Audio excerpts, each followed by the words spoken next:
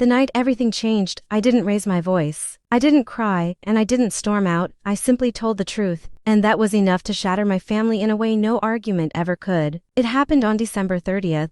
During the dinner my family insisted on hosting every single year. One day before New Year's Eve, it was always the same performance, the same forced laughter, the same roles everyone played like actors who had forgotten they were allowed to step off the stage. That night, there were about 20 of us packed into my parents' dining room, surrounded by polished silverware, overfilled wine glasses, and the heavy smell of expectation. My father, Richard, had started drinking early in the afternoon, and by the time dessert arrived, he had reached that dangerous level of confidence where everything sounds like a good idea, especially cruelty disguised as humor. He stood up, swaying slightly, and tapped his spoon against his glass, drawing everyone's attention like he always did. Conversations faded, chairs creaked, and all eyes turned to him. He smiled, that wide, performative smile that always meant something uncomfortable was coming. He raised his glass and began his annual speech about family and success and the new year, but then, just like always, he turned his attention to me. His eyes locked onto mine,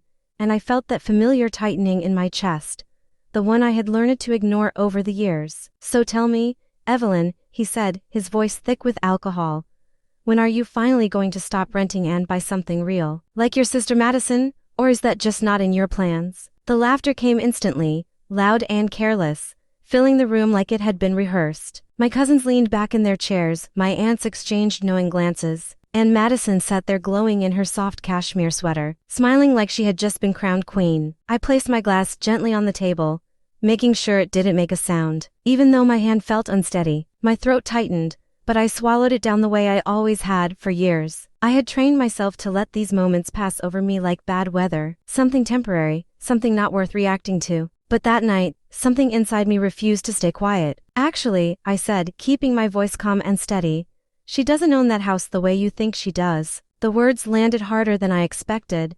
The room went completely silent, the kind of silence that feels thick and heavy, like the air itself has stopped moving. My father froze mid-sip, his glass hovering just inches from his lips. Madison's smile faltered, then disappeared entirely, and the color drained from her face so quickly it almost startled me. Even the old clock in the hallway seemed louder than usual, its ticking cutting through the stillness like a reminder that time had not stopped, even if everything else had. That silence wasn't new to me, I had grown up inside it. All my life, there had been a clear script in our family.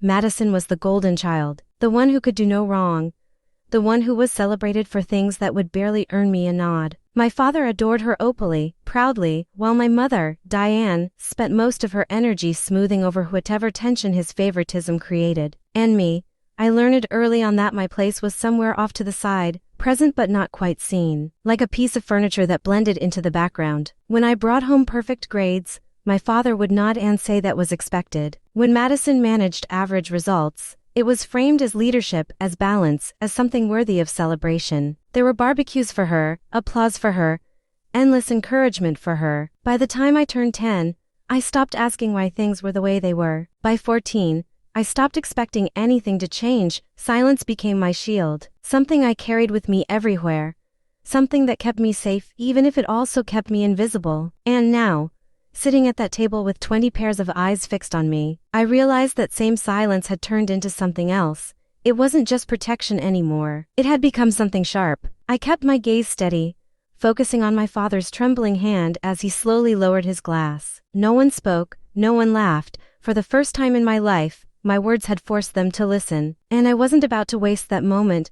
I pushed my chair back slowly and stood up, my movements controlled, deliberate. "Give me a minute," I said quietly. I walked out of the dining room and into the hallway, passing the framed photos that documented a version of our family that never quite matched reality. Smiling faces, staged moments, perfect lighting. I paused for a second, taking a deep breath, realizing how tight my chest had been for years without me even noticing. It felt like I had been holding my breath my entire life, and I was only now remembering how to inhale. Everything that led to that moment had been built quietly, step by step, decision by decision. After high school, Madison went off to a well-known university, fully supported by my parents. They covered everything her scholarship didn't, making sure she had the full experience, the kind that came with comfort and security. I stayed local, choosing a college that offered me the best financial aid. I chased every grant, every scholarship, every opportunity to reduce my costs. I worked early mornings before classes, late nights after,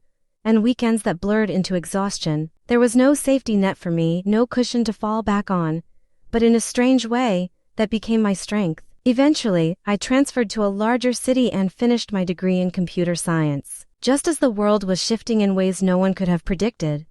It was 2020, and everything felt uncertain, chaotic, unpredictable, but in that chaos, I found an opportunity.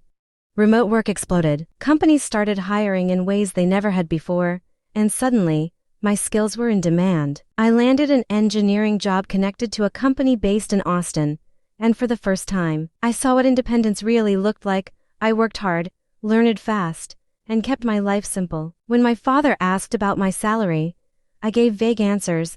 I never corrected his assumptions. I kept my small apartment, drove my aging car, and wore the same rotation of clothes. It wasn't about modesty or humility. It was about control. It was about having something that belonged entirely to me. Then, late one night, while scrolling through property listings, I found it. A modern lake house, tucked along a quiet stretch of water, with wide glass windows that faced the sunset and a private dock that curved into a protected cove. It was the kind of place that felt unreal, like something you see in a movie and assume you could never touch. But the price had dropped significantly, and something about the timing felt right. I moved quickly, before the market could catch up. I purchased the property through my grandmother's trust, ensuring that my name was nowhere it could easily be traced. It wasn't about hiding from the world.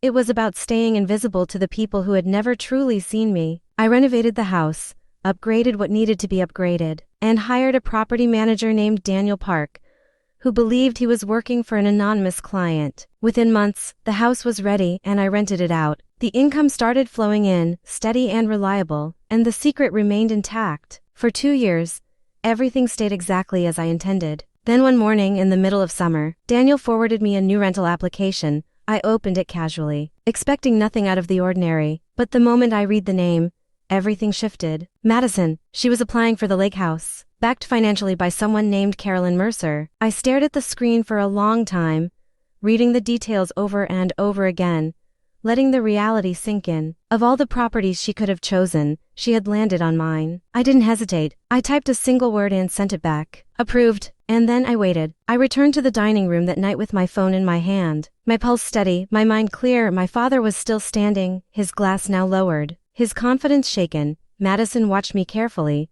her expression uncertain, like she was trying to predict what I would do next. I stepped forward and placed my phone on the table, turning the screen so everyone could see. The lease agreement was open, the details clear and undeniable. The owner listed under the trust, the tenant name, the payment history highlighted in a way that couldn't be ignored. This is the lake house, I said calmly, mine.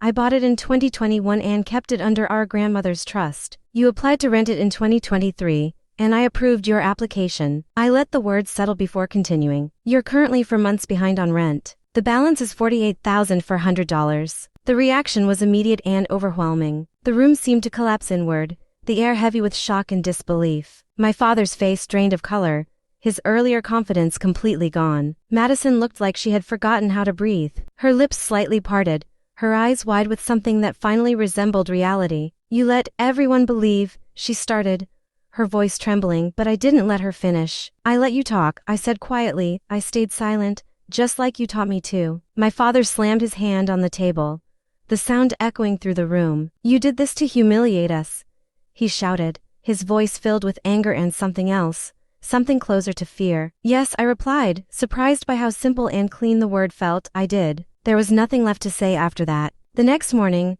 I instructed Daniel to send a formal notice. If the balance wasn't paid, legal action would follow. Days passed, then weeks, and no payment came. 30 days later, the process was complete, and the locks were changed. By spring, the market had surged, and I made the decision to sell the property. The profit was enough to give me something I had never truly had before. Freedom. I changed my phone number. I packed my things. I moved to Austin, not as someone trying to prove anything, but as someone finally ready to live without carrying the weight of silence. I kept my old car, not out of necessity, but as a reminder of where I started. But the silence, the thing that had defined me for so long, that was something I finally left behind. For the first time in my life, I exhaled without holding anything back, and nothing came rushing in to replace it. Just quiet, The kind that belongs to you.